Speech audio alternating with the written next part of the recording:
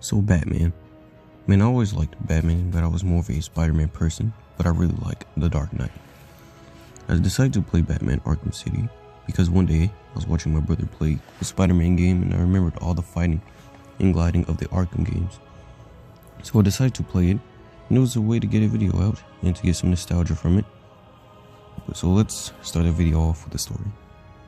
So the story starts off, even though I might be wrong, Bruce Wayne is kidnapped mid-speech, and once you wake up, Hugo Strange speaks to you, saying he knows you are Batman. Yeah, he is a master of deductive skills. He says if you get in his way, everyone will know your identity. Well, he never reveals it, even though you get in his way most of the game. So now you are in Arkham City, and you meet Penguin, and he tries to beat you up, but it doesn't work, and you beat him and his friends. You escape and put on your bat suit. The beginning, I'd say, is pretty quick, and I like that. So you put on the bat suit and go rescue Catwoman from Two-Face. You save her again from a sniper shot from Joker, so you head to where the bullet came from. Once you enter, Harley attacks you, you slam her, and continue on to Joker. But turns out it was all a ruse, and it was rigged from the start. So you jump out the building and head to Joker's signal. A lot of stuff happens, and you save a doctor and get a new gadget and continue on your way to take care of Joker. You do your Batman stuff and get kicked in the mouth, beat up, and one armed person gets gassed and beat by Joker and Harley. And I guess I got beat so bad I turned into a woman, a Catwoman. But anyway, we head to Poison Ivy, beat control people, and get captured. But back to Batman. Status update, I'm still captured, and I see an ugly Joker, but turns out he is dying and gave you a gift just to die for. But to open it, you need to find Freeze. But it turns out he was taken by Penguin, so now it's time to take a detour. But when we get there, apparently nothing can be easy to continue, so you had to find jammers around the area. No, you had to find all of the jammers to continue. But once you find all the jammers, which is in a pretty close range to the museum, you will have to decode the little password for the museum. But anyway, we are in a fight arena and fighting people like a fight club. But eventually, someone had to flex and bring a Titan to the mix. So now it's a Titan showdown between Batman and a Titan thug. And now we're on the ice ring with a shark under it. You have to rescue a few people before you can go attack Penguin. I took 2 detours to save Mr. Freeze and some more cops. Coincidentally, are near the suit of Mr. Freeze. Once you get the Disruptor, you deal with Penguin and bad guys. And bad goes to worse. And you need to get the Disruptor to deal with Penguin. And then if it gets even worse, we had to fight Solomon Grundy. The fight wasn't that difficult for me, but when I first played the game, it felt like it was impossible because I could not follow directions. So once you beat Grundy, Penguin strikes up the courage to fight you again, so you beat him and meet Mr. Freeze again. He tells you that it's impossible to make a cure. Well, he says it's not completely possible without the right enzyme, I think, but Batman knows a guy that might have what he needs, named Ra's al Ghul. The moment Batman uttered the name, a ninja runs out and attempts to escape while calling you a blasphemer. Her escaping brought us to the next mission, which is to track her blood. Once you do to a building, you get jumped on and Robin saves you before it can get out of hand.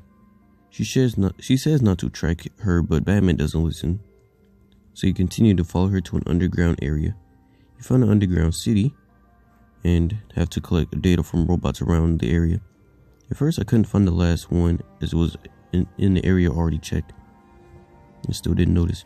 Anyway, we are nearer to getting to Ra's al Ghul.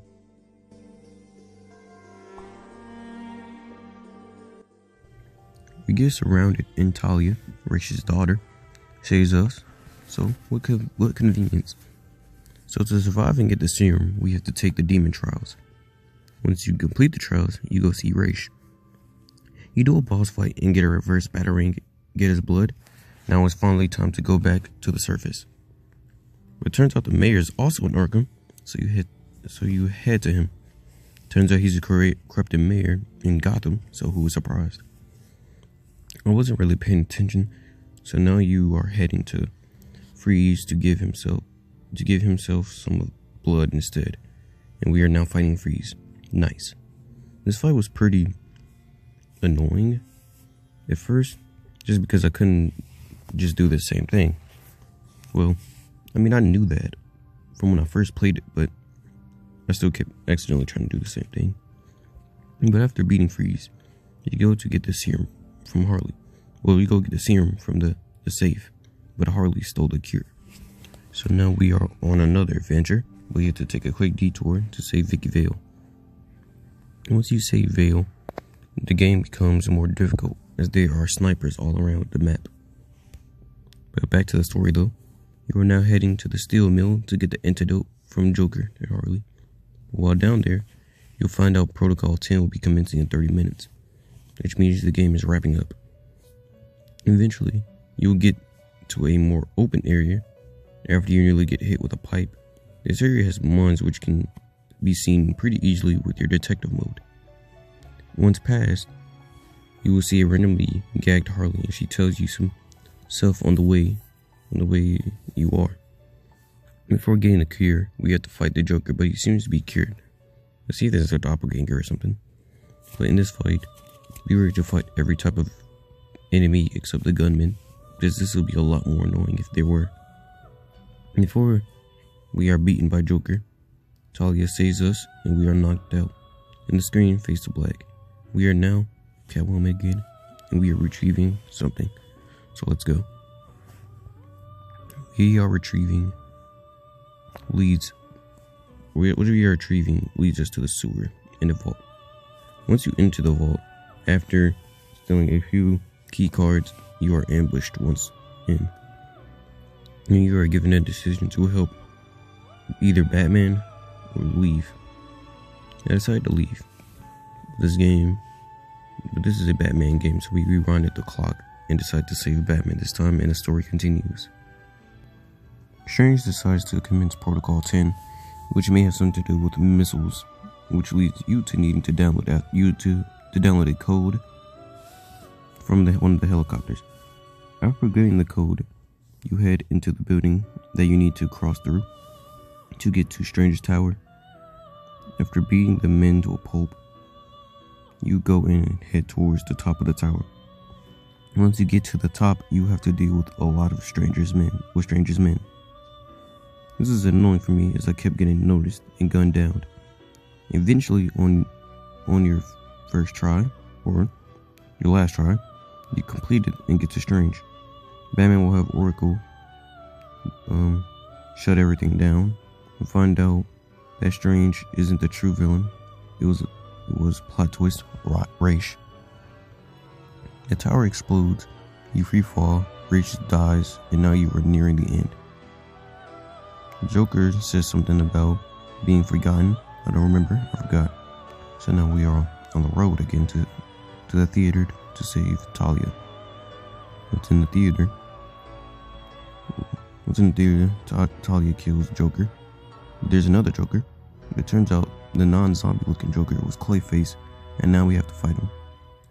Clayface was pretty easy once you get his attack patterns down, but I still got hit a lot. And after dealing with Clayface, we get the cure.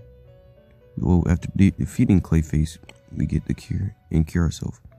Batman has a realization about Joker, but it's short-lived by Joker stabbing Batman in the shoulder. But doing that cost Joker his cure, and Joker dies laughing. I guess it was a killer joke. But at the end, Batman gets the last laugh. Wait, well, the game's not over yet. Turn out, well, Batman's story is over, but Catwoman's isn't done yet. Let's be quick. So she heads down Boom Bam Pow. Her house gets blown up, and we head to Two-Face because that's where her men told us who it would be. So we beat him. He said that he sold half of some items, and that's all we do. And that's Catwoman's story over. But before you finish, there is more to do in the game. There's another thing you can do, which is called Harley Quinn's Revenge. In this, you play as Robin and Batman after the events of the main story. First, you play as Robin and I got excited. Then it switched me to Batman and I slowly started losing my smile. But we have to save the police, so we had to get the code. You get the code from 3 thugs spread around the area. Once you get them, you can decode and head in. After beating some people up, you try to save the cop, but Harley comes in and shoots you. Dang, I just got a tornado warning. Let me stop that. But you go back to being Robin, and you head to save Batman. But the only way to get to Batman is to deal with Harley. Once you deal with everybody, you get what you need from Harley and heading back to an ambush. You have to fight a Titan. Also, it's a Titan showdown again. It took me a while to beat them. Well, all of them. Another tornado warning. You beat all of them, but I eventually did. So once you beat them, you get Batman out of what he's being held in.